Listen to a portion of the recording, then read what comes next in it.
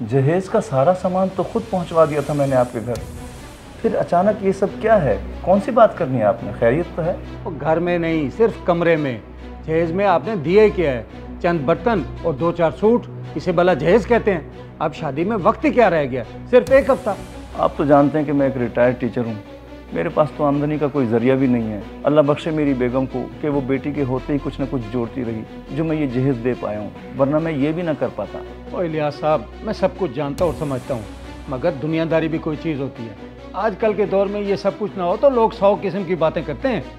अभी भी लोग कितनी बातें करते हैं कि रिश्ता अपने स्टेटस के मुताबिक करते, क्यों गरीब लोगों के साथ वाबस्ता हो गए। ये तो आपकी शराफत थी जो हमें मजबूर करके आपकी दहलीज तक ले आई है। जी बात तो आपकी भी दुरुस्त है, लेकिन फिर भी अगर कुछ हो सके तो। शहरोज़ बेटा आप भी कुछ। देखिए अंकल, ये तो बड़ों की बातें हैं और बेहतर है कि बड़ों के दरमियान ही होनी चाहिए। अब मैं बाहर इंतज़ार कर रहा हूँ, मैंने एक जगह काम भी जाना है, आप आ जाएं फिर। ठीक है अंकल, अल्लाह हाफ़िज़। अल्लाह हाफ़िज़ बेटा। ये है बकिया सामान की फहरिस्त। आप जानते हैं इंसान को अपनी इज्जत बचाने के लिए वो कुछ करना पड़ता है जो वो नहीं करना चाहता। यही दुनियादारी का तकाजा है। अच्छा, अब मैं चलता हूँ, अल्लाह हाफिज़। अल्लाह हाफ़िज़।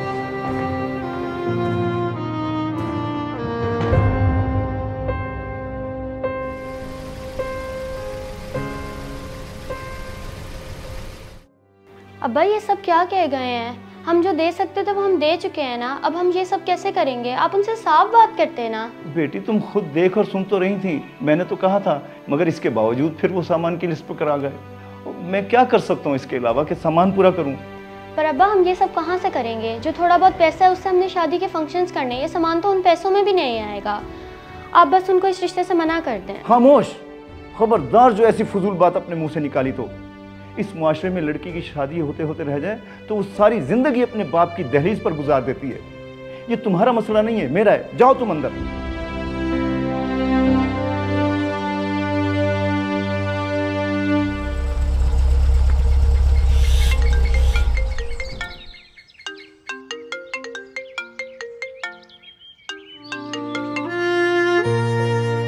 हेलो, ये सब क्या था शहरोज? इन टाइम इतनी डिमांड?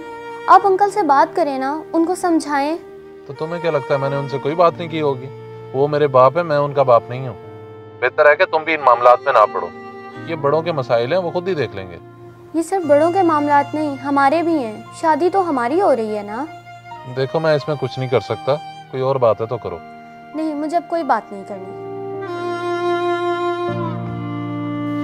बड़ी जज्बाती है भाई। तो ये सारी कहानी थी जो मैं आपको बता चुका हूँ, और कर्ज का तकाजा भी इसी सिलसिले में है। इंशाल्लाह बेटी की शादी होते ही थोड़ा थोड़ा कर्ज आपको चुका दूंगा। देखो इलियास, मैं भी बेटियों वाला हूँ, तुम्हारा दुख समझ सकता हूँ। तुम फिक्र ना करो, मैं ये सारी चीज़ें 2 दिन में अरेंज करवा दूंगा। पर ये बताओ, इतना सारा कर्ज उतारोगे कैसे? बहुत बहुत शुक्रिया आपका। मैं जानता था कि आप मेरे दुख को ज़रूर समझेंगे, इसीलिए सीधा आपके पास चला आया। मैं कुछ भी करके आपका सारा कर्ज उतार दूंगा, चाहे मुझे कितनी ही मेहनत मजदूरी क्यों ना करनी पड़े, पर मैं आपके सारे पैसे चुका दूंगा। खुद को इतना हल्कान करने की कोई ज़रूरत नहीं। जब आसानी हो तो पैसे वापस कर देना, अगर ना भी हो तो कोई फिक्र की बात नहीं है। तुम्हारी बेटी मेरी बेटी है। आपने इतना कह दिया, मेरे लिए यही बहुत बड़ी बात है। बहुत बहुत मेहरबानी। दोस्त ही दोस्त के काम आता है।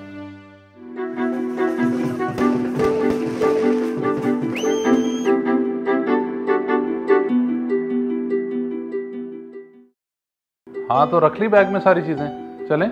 जी जी, रख ली है मैंने सारी चीज़ें। अच्छा पहले तुम्हारे अब्बू की तरफ जाना है, बाद में तो मैं सैलून ड्रॉप कर दूंगा।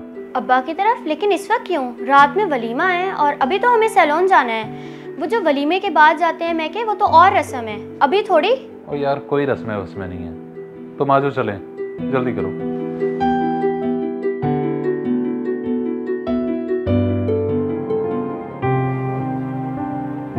या अल्लाह तेरा लाख लाख शुक्र है, मेरी बेटी की शादी हो गई अच्छे से। वो अपने घर की हो गई और मेरा फ़र्ज़ अदा हो गया। अस्सलाम वालेकुम अंकल। वालेकुम सलाम। बेटी तुम इस वक्त? खैरियत तो है, शाम को वलीमा, इस वक्त कैसे आना हुआ? और बेटे सामान तो हमने पूरा दे दिया था जहेज का, क्या कोई कमी रह गई है?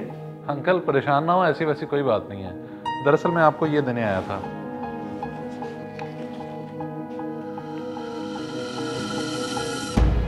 बेटा ये इतनी बड़ी रकम का चेक तुम मुझे क्यों दे रहे हो? अंकल, मैं अपने वालिद की उस बात पे बड़ा शर्मिंदा हूँ कि उन्होंने आपसे जहेज़ की डिमांड की। हालांकि मैं उस पर सख्त खिलाफ था। आप भी सोच रहे होंगे कि मैं तब क्यों नहीं बोला।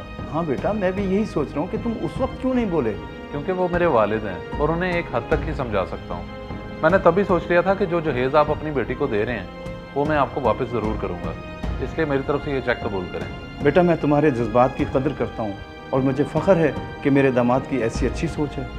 बेटियों को कुछ ना कुछ जहेज़ तो देना ही पड़ता है और यही आज का दस्तूर है। अंकल, ये सब तो लोगों की बातें हैं और इस्लाम के मुताबिक तो जहेज़ एक लानत है। ये चेक मैंने आपको बेटे की हैसियत से दिया है। अगर आप ये कबूल नहीं करते तो मैं समझूंगा कि आपने मुझे बेटा कबूल नहीं किया। बेटा, मुझे कुछ समझ नहीं आ रहा कि मैं क्या करूं, मगर खुशी इस बात की है कि मेरी बेटी महफूज हाथों में है। अल्लाह तुम दोनों की जोड़ी सलामत रखे। आमीन। अच्छा अंकल, अब हम चलते हैं, शाम को हाल में मुलाकात होगी। चलो चलें। बल्कि एक बात तो मैं भूल ही गया। क्या बात? इन लोगों से बात करना भूल गया हूँ। इस वीडियो को सिर्फ लाइक और शेयर ही नहीं करना, बल्कि हम इस जहेज़ जैसी लानत को इस माशरे से ख़त्म करना चाहते हैं। आप इस वीडियो को अपनी अमली ज़िंदगी पे भी इम्प्लीमेंट करें। अभी के लिए हमें दें इजाज़त। इंशाल्लाह नेक्स्ट वीडियो में मुलाकात होगी। अल्लाह हाफ़िज़।